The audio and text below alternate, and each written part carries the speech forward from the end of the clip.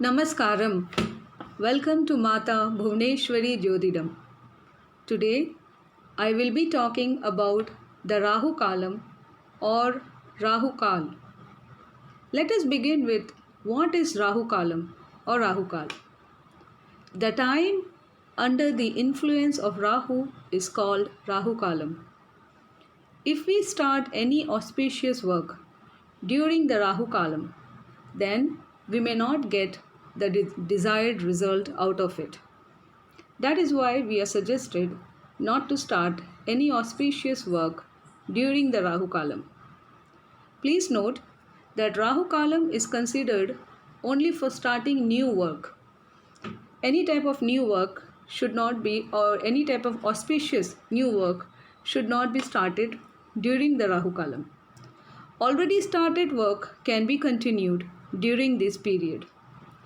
Also, any work related to Rahu gives us good results during this period, like Havan, Yajna, Puja, done to get favorable results from Rahu, can be started during the Rahu Kalam.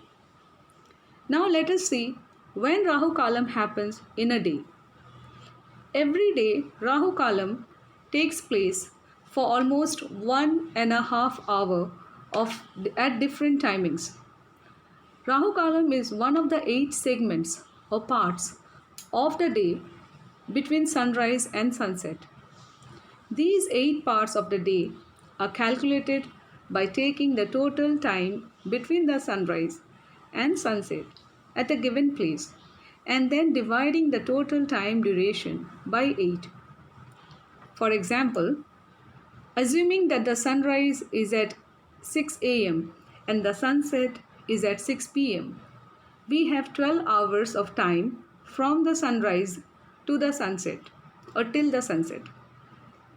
And when we divide these 12 hours by 8, then we will get 8 parts of 1.5 hour duration each.